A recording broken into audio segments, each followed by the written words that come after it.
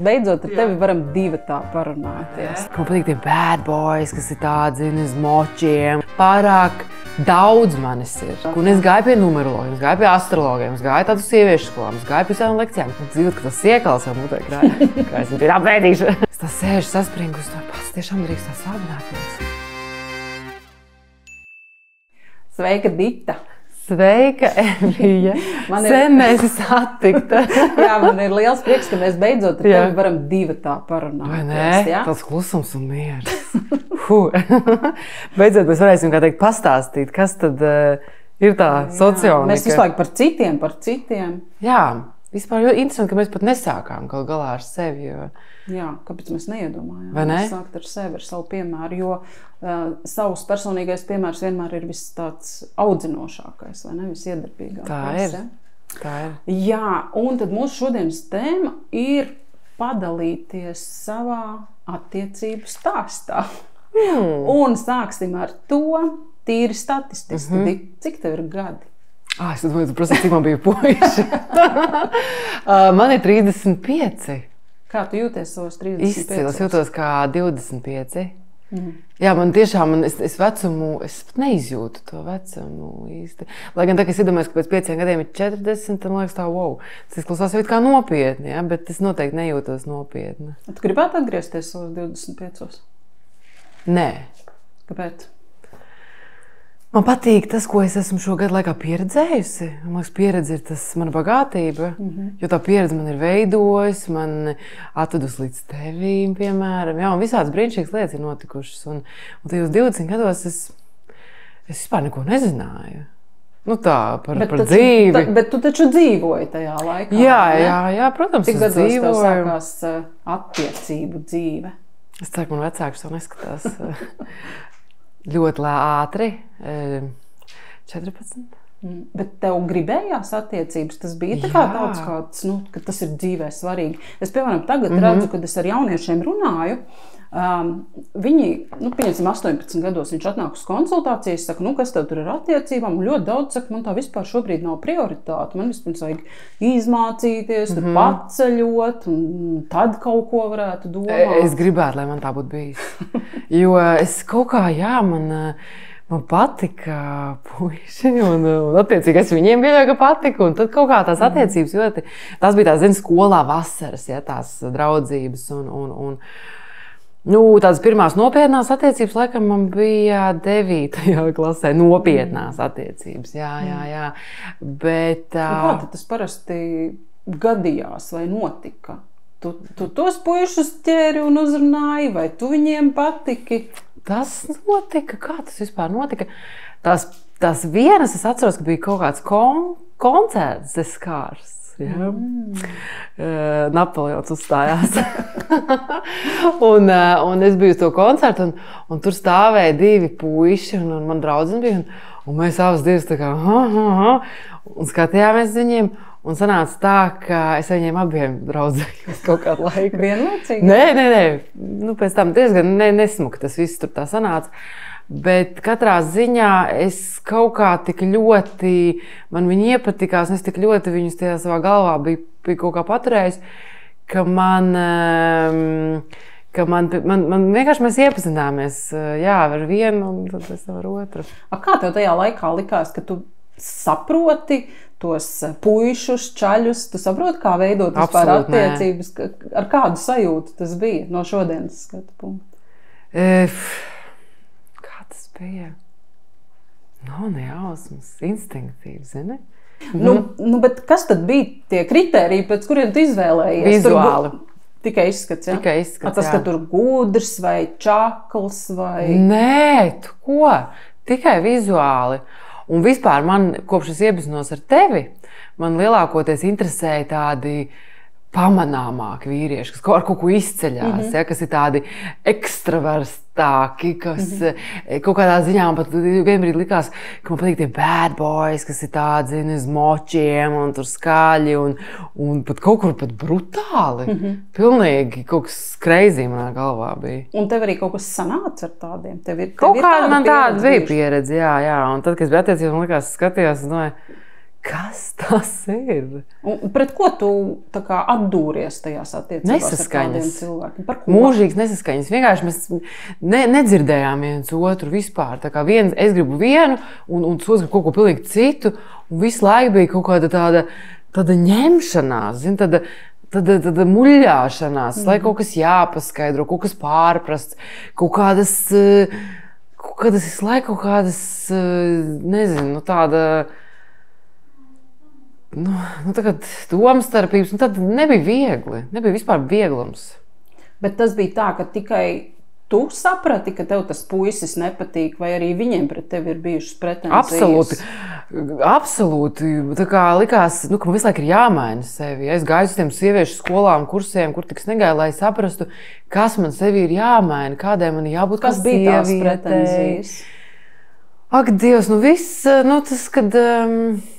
Kas bija tās pretenzijas, jā? Ka es esmu pārāk strauja, pārāk daudz manis ir. Es jau pat jā, ka manis ir par daudz. Kā tu vari saprast, ka tevis ir pat? Ko tu tā? Ka es laiku kaut ko gribu, ka es kaut ko braucu, kaut ko daru, nāc pabučoties, nāc to. Varbūt tu gribi to. Un visu laiku es kaut ko gribēju. Man visu laiku kaut kāda iekšēja vajadzība, kaut kāds impulss. Aizējām tur vai šitur. Un beigās man bija attiecības, ka vienkārši puisis muka no manis prom. Viņš aizmuka vienkārši uz laukiem un vienkārši atstāja mani vienu pašu. Un es atceros sēdēju dzīvoklī un vienkārši histēriski raudāju. Tāpēc, ka es esmu pamesta. Tāpēc, ka es esmu lieka, es esmu traucējoša. Mani negrib, es jutos negribēta. Un tad es gāju visādi tur pārģērbos, matus krāsoju, nekrāsoju, bet es tā kā mēģināju. Bet tu to vainu meklēji sevi? Absolūti, kas ar tevi nav kārtībā? Jā, noteikti, jā. Bet tu tiem puišiem ar kaut ko pārmeti? Jā. Vai arī viņiem tika es esmu jau Dievs, un man ir pēdējās, es ir viens no tādām ilgākām attiecībām šķīrāmies mēs ar to, vai pēdējie vārdi bija tādi, viņš teica, tu tagad uzmanies, ko tu pateiksi. Un es tā, jā, un pateicu visu, ko es domāju, un viss, un tā bija arī pēdējā mūsu saruna. Jo es mācēju pateikt ļoti negani. Tev ir tāda asa mēle. Jā. Arī, jā, es it kā ārēji varbūt reizēm liekos tāda ļoti maiga un mīļa un tāda ēteriska, bet tad, kad man nokaitina, tad es pasaku tā nejauki. Es aizvainojuši. Bet ne jau vienmēr tādās situācijās attiecības izbeidzās. Tas jau var notikt arī, tādi skarbie vārdi var notikt arī attiecību laikā, jā? Jā, bet kaut kā viņus, tie vīrieši, viņi nevarēja turēt, viņi nemācēja ar to dīlot, viņi nezināja, ko ar to iesākt, ar manām tām sajūtām. Ka es saku, tur man nepat laika kopā, un Dievs, un tas, un kaut kā vienkārši nebija tās komunikācijas. Tas vienkārši bija tā kā ārprāts, kādā valodā vispār viņi nesaprota, kādā valodā es runāju, un tas bija tā kā viss. Ko viņi darīja ar tiem taviem pārmetumiem? Ja? Kāda bija tā reakcija uz to? Aizgāju projām vienkārši, nezinu, piedod, es tev uzreiz jau tu pat pusē jautājumus. Nē, tas viens vienkārši aizbrauc projām, citi tur darīja man pāri ar citām meitenēm tikās.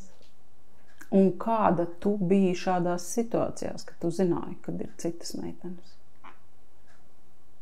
Es esmu gājis līdzināties. Jā. Es esmu kaut kādas muļķības darījusi arī. Bet tu kā iracionāli nenoved līdz galam. Es nespēju augsts ūdens. Bet droši vien, ka tas bija diezgan tā drāma liela. Bet tad man bija 18. Jā. Bet kā tur kaut kādas, nezinu, attriepties, atdarīt ar jā, absolūti. Es esmu krāpus tikai dēļ atriebības. Jā, man bija brīnišķīgs, man likās, man bija brīnišķīgs attiecības, man bildināja, un tad izrādījās, ka kamēr mēs plānojam, kāds tur, kā teikt, citas lietas notikuši. Pagaidi, tu teici, mums bija brīnišķīgas attiecības. Jā, tāpēc, ka mēs taču pirmais posms. Kas tev likās tas brīnišķīgais? Godīgs būt nav nejausmas. Man tā likās. Tā bija tā, kā tikko Vens Sīles savā konferencē stāstīja, ka tā bija tā projekcija. Jā. Man bija projekts. Sapnis par attiecībām. Jā. Jā, bet brīnišķīgais faktos varbūt faktos? Kaut kādos. Ka nebija vēl strīdi, nebija nekādi konflikti tādi. nozīmīgi.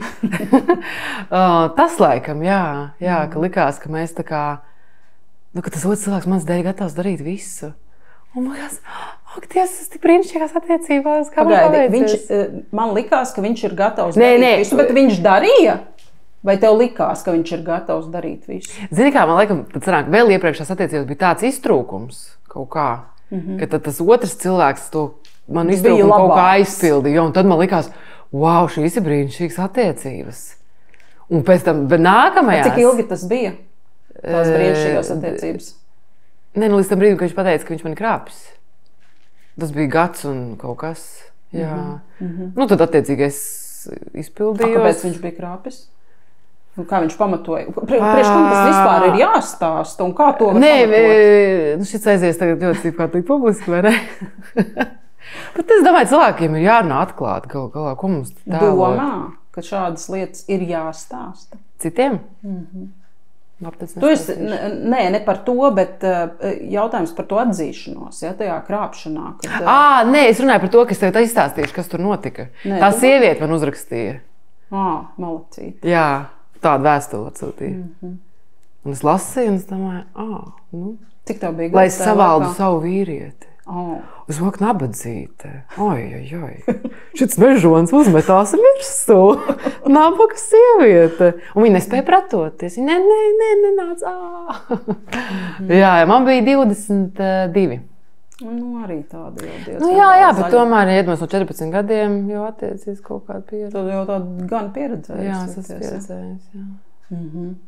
Un ko, tad tu vairs negājos līdzināties, tāda pieredze tev bija bijusi, un tad tu darīji ko? Jā, es negāju līdzināties, ko es izdarīju. Jums jau bija tā kā paredzētas kāzas, jo jūs viņus plānojat vai kā? Vienkārši plānojām, jā. Bet ko es darīju? Es jūtos kā sūds, pēdējais. Neizsmuka, vienkārši jūtos pretīgi, tā, ka riktīgi pretīgi. Tā kļūda bija, ka es piezvanīju savai mammai, paprasīju, ko man darīt. Un par cik viņai arī dzīvē visādi pieredze bijusi, viņa pateica, mīļā, tad šartā var gadīties. Jā, pareizi, es aizmirsu. Pareizi, jā, obviously, mēs škrāpjam viens otru pareizi. Tas ir normāli.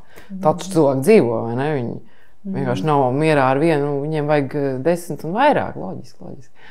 Un es domāju, varbūt tiešām tik nav ar ko nokrāpt, bet gan jau uzradīsies. Un uzradās. Ja? Jā, uzradās. Tad jūs bijāt kviti?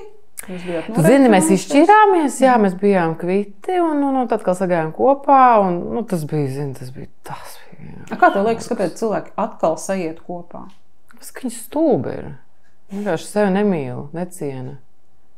Kāpēc? Tāpēc, ka es sagāju kopā, es pat nezinu, kāpēc. Es vienkārši stulba biju, reāli stulba kaza. Viņi vispār neko nesaprot no attiecībām, man vispār pieredze, tā kā piemērs ir, nav, teiksim, mans piemērs nav pats labākais, kurš vispār zina kaut ko par attiecībām, kā ir jābūt, vai ne? Un visi tikai saka, tu arī kādreiz nokrāps, tā var gadīties. Vai nesaka viņam to, tas nav pareizi teikt, un es tad vienkārši es staigāju sieviešu kursiem un vispār nesaprotu, kāda es esmu vispār, kur es esmu, kādai jābūt. Es esmu slikta, mani negrib, mani nemīl. Vienkārši tādas šausmas, jā, tas ir drausmīgi. Bet ko tu gāji tad sevī mainīt? Tu gāji, es nezinu, tur pavāru kursos vai... Vajadzēs, tas būtu bijis vērtīgāk, jā? Jā. Es vienkārši gāju, nezinu, kaut kādu atbalstu varbūt saņemt, kaut kādu iedvesmu, kaut kādu. Protams, ka bija arī vērtīgas tādas foršas lietas, jā, par sevis izzināšanu, par sievišķo ciklu, kā tas arī ietekmē. Lielākoties jau man tie strīdi bija pirms mēneša reizēm, man likās, ka es vienkārši nogalināšu to cilvēku. Kā tu atradi? Es atradu kaut kāds, jā, es zināju, tā tur ir muticīta, viss kārtībā, tas tu pāries, būs labi. Jo tiešām tas ietekmē, tos sajūtu. Cik ilgi var turēt muticītu? Nē, tās pāris dienas jau var it kā, viņš tā vismaz tā, pierakstīšu, rakstīšanas tehnika. Bet es nezinu, es domāju, piemēram, vispār tie attiecību modeļi, kas man ir apkārt, neviens vispār nekad neko nav pateicis tādu. Droši vien vērtīgākais, kas bija, kad šķiries, tas varētu būt vērtīgākais, jā, īstenībā, bet es to nedarīju, man bija bail. Jā, bet pastāst, kā tas tā, kāpēc? Bail palikt vienai. Kur tad es satikšu labāk kaut ko? Tas nekas, ka man 20 Bet paklausies, kā tu varēji izdarīt tādu secinājumu, bail palikt vienai, ja tu visu laiku no 14 gadu vecuma esi kaut kādās attiecībās es tev bijusi? saku. Tas ir vispār, tas neiet kopā. Jā, man bija. Jo, zini, esot attiecībās, es piemēram neskatījos riņķi apkārt. Nu, izņemot to atriebības reizi, protams, ne? Bet idejiski, un man likās, es vispār visu šo gadu laikā neesmu redzējis nevienu foršu vīrieti. Kur tad es viņu satikšu? Kur tad es tāda vispār? Kur tad cilvēki iepazīstās? Kā tad tagad būs? Un man tagad ļoti gribās tās attiecības. Un man liekas, tās attiecības, tā mana sajūta par attiecībām, neskatoties visu to piedzīvoto, vienmēr bija tāda, ka attiecības ir kā bonus, ka tam ir jābūt kaut kam foršam, vieglam, jautram, koķetam, seksīgam, seksuālam, kaislīgam, atbalstošam, mīlošam, saprotošam. Man bija tikai pozitīvās lietas, un joprojām tas viss ir par attiecībām. Un tad, kad notika šīs lietas, man liekas, pats, ko es daru nepareizi? Bet ir taču jābūt tā. Jo man tā iekšējā sajūta, tas guts feeling teica, ka ir jābūt labāk. Un es gāju pie numerologiem, es gāju pie astrologiem, es gāju tādu sieviešu skolām, es gāju pie savām lekcijām, uz kursiem. Un es nekur nevarēju saprast, kā jābūt. Tajā gadā tu satiksi vīrieti. Un es sēžu un domāju, kur tad viņš tur nāks, no kuras stūra? Un varbūt šis tas vīrietis, kas man tur bija jāsatiek. Nebija vispār nekādu, uz kā balstīties. Ja? Ne no sabiedrības neviens piemērs. Starp citu, es domāju, es atradīšu pāri, kas man ir kā piemērs. Santa Pīlēna, ja? Tajā laikā viņa bija citā. Un viņai ir tik daudz bērni, un viņa būs mans piemērs, kā jābūt attiecībās. Vai vēl viens tur pāris. Ja? Viņa izšķīrās. Viss. Kam tad, lai es ticu? Anģelīna Džolija Bredu Pitu. Kas par pāri? Viņi izšķirās. Es zinu, ka tas izklausās naivi un stulbi, ja? Bet es tiešām, domāju, ja tu gribi kļūt bagāts, tad ņem kādu miljardieru un viņu kā piemēru lasi, analizē. Kā viņš to izdarīja? Jā, viņi stāsta un tā.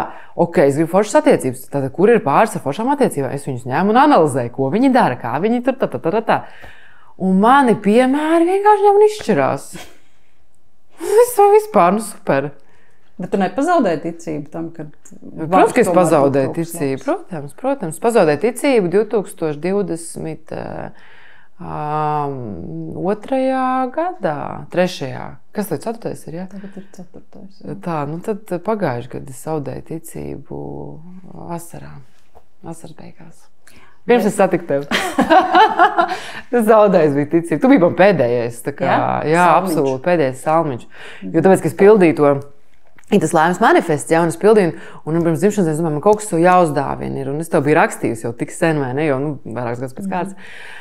Bet tad vēl man likās, es vēl kaut ko es vēl kontrolēju. Es vēl ticu, jā. Un tad es domāju, pirms dzimšanas dienas man ir, kā teikt, kaut kas to jāuzdāvina, kaut kas skaists, un es skatos tajā laimes manifestā, un tur ir tā iepazīt sevi caur socioniku.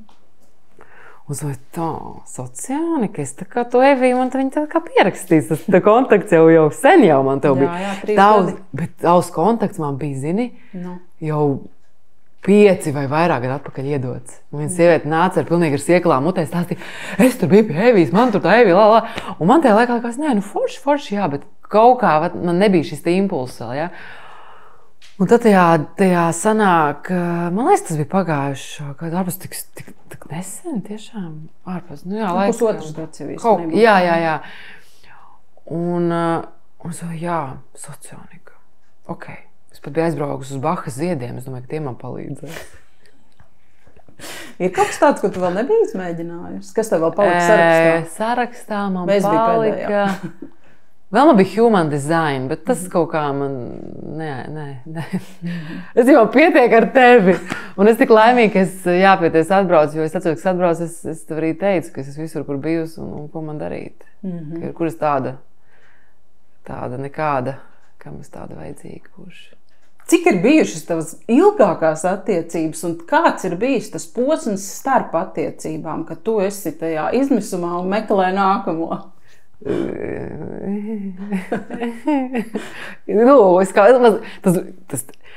kā lai pasaka, tas izklausās varbūt tas crazy, ja? Bet tad ilgākais bija 9 gadi.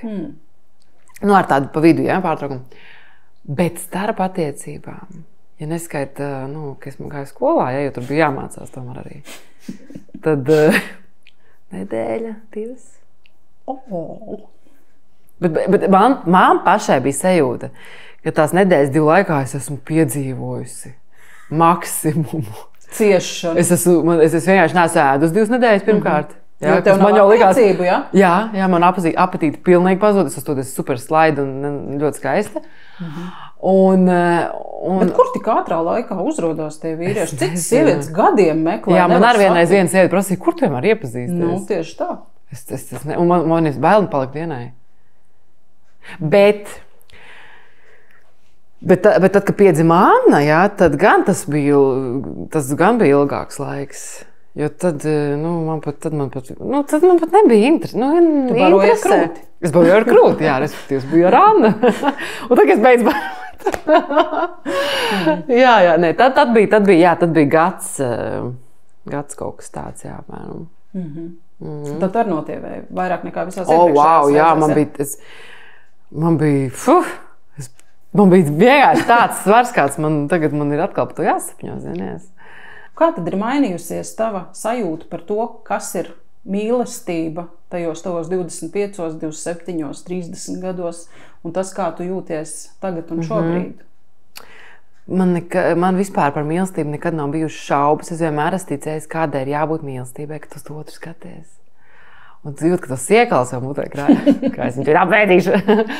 Bet tas ir noteikti, tā ir tā ilgošanās, tās sajūtas, tas skatiens, tā ir tā iekāra un tā ir tāda miera sajūta. Un man mīlestība vienmēr to ir nozīmējusi. Vienkārši līdz šim, atkal kopš satiku tevi un man tas tā nav bijis. Zini, kā lai skatītāji nepadomā, ka mēs ar tevi dzīvojam kopā un mīlam. Lai gan mēs varētu.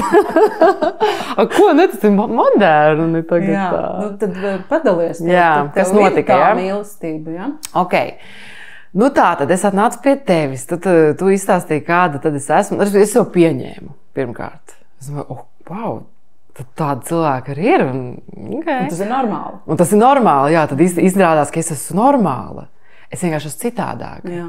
Nekā es esmu pieradusi, kā man sagaida, kāda lai es būtu. Ja? Un izrādās, un es to prasīju, vai tāda, kāda es esmu, es kādam patikšu. Un tu teici, jā, ka ir viens tāds tips. Un tad es domāju, ka kur tad es viņu satikšu? Un tu man mazliet noraksturoji to izskatu. Nu, tas izskats, protams, ka viņš būtu mainīgs. Par to izskatu nekā par iekšējo saturu. Tu zini, es biju tik sajūsmināta, ka es vispār maz ko... Tev bija vienalga. Es biju tik laimīga, ka es esmu ok, un ka kādam tiešām tas dara. Un tad, bet es kaut kad klausījos, man bija ierakstīts tas mūsu saruna. Man žēl, ka es nerakstīju no paša sākuma, bet kaut kāds man posms ierakstīts, un tad es paklausos, jā.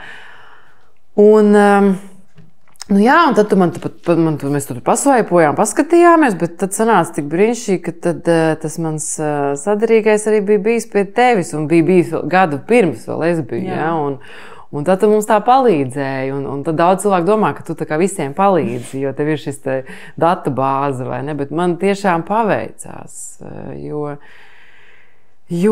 jā, Rihards ir brīnišķīgs, un mums, tu zini, es tur sēžu un es domāju, man ir bail, kā lai pasaka, es esmu kaut kur viņu steikusi, ka zini, man iespējams, ka zemapziņā kaut kas vēl ir, kaut kas ir palicis, jā, un man citais liekas, es tā sēžu saspringu, es domāju, pats tiešām drīkst tā slābināties. Jā, tiešām tiešām tā tas ir, tā kā ir ok, tu man saproti, un es drīkstu arī pateikt savas kaut kādas domas, un tu zini, un ir tik interesanti ar viņu strīdēties. Tāpēc, ka tie strīdi, viņi ir uz, nezinu, maksimums minūti varbūt. Tā kā viņš kaut kā pasaka, un tas viss tā situācija tā atrisinās un ir tik mierīgi un labi un viegli, un tā ir tā komunikācija. Un es nevaru izstāstīt, tas ķermenis, man liekas, nomainās vispār, viss tā kā sajūtas, viss. Ir tāda māja un siltuma sajūta. Jā, tas, protams, ir par to komunikāciju un kaut kā vispār tāda sapratne savstarpēji. Un arī tas, ka viņš zina to socioniku, mēs esam nākuši no šīs tavas vides, ja, ka mēs arī citreiz varam iesmēt. Viņš saka, jā, bet tu saproti, ka es esmu loģisks. Es saku, jā, bet man tā ētika, man tās emocijas, es nezinu, kur viņas likt. Ja. Bet cik labi mums ir uz ko novelt, vai ne? Nē, nu jā, un ka mēs abi viens otru arī saprotam, ja, ka mums nav tāds, ak, Dievs, tā kā, ko tu vari man tur, zini, mācīt, ka man jābūt laikā. Es vienkārši... Tas ir bezcerīgi, vai ne? Nu jā, bet kad mēs zinām viens otru. Tas ir superīgi.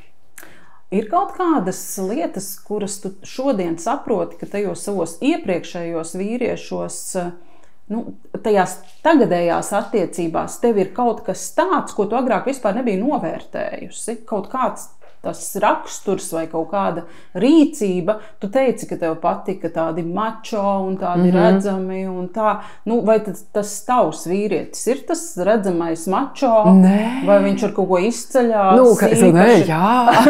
Jā. Tātad vai tas kā es biju iztēloties, kādam jābūt, vai tas ir šobrīd? Jā. Es vispār vairs nevērtēju visuāli. Man liekas, kāda starpība.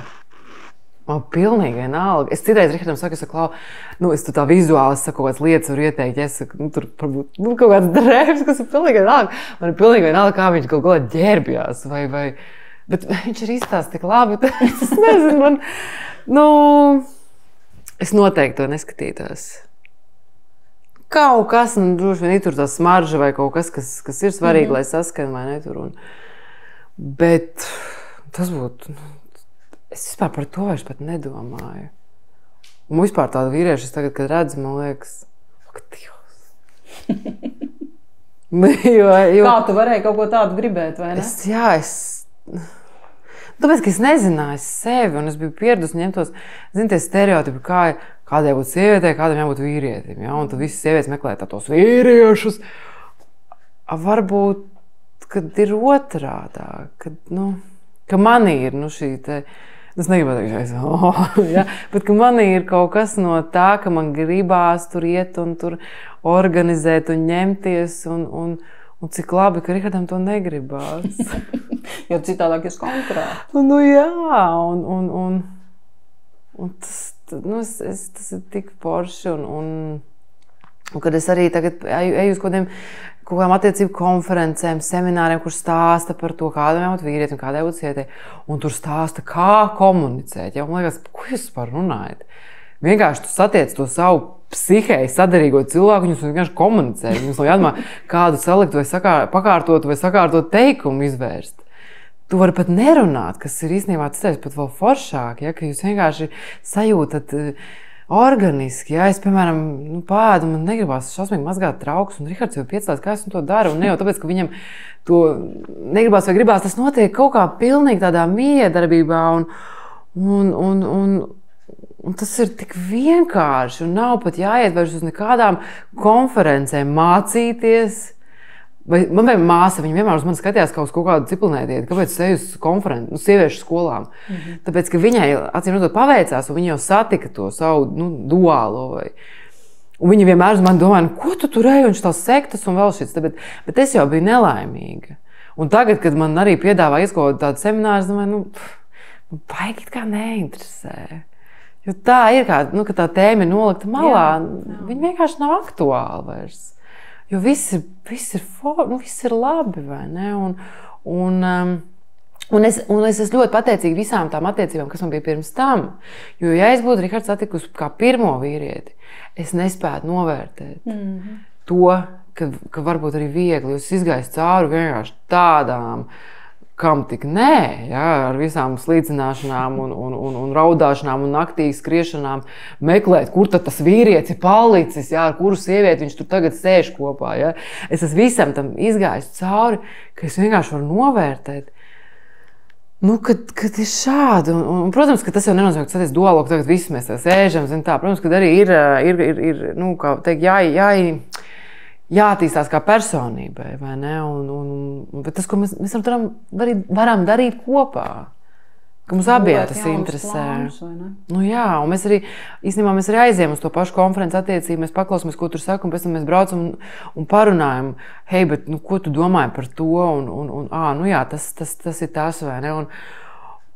Un arī, ka tas ir super svarīgi, nu jā, protams, tā komunikācija ir nenormāli svarīga, un man ļoti ir, es varu uztaisīt Rihardu Kalbanu droši, un es viņam varu pateikt, zini kā, šī situācija man lika justies tā.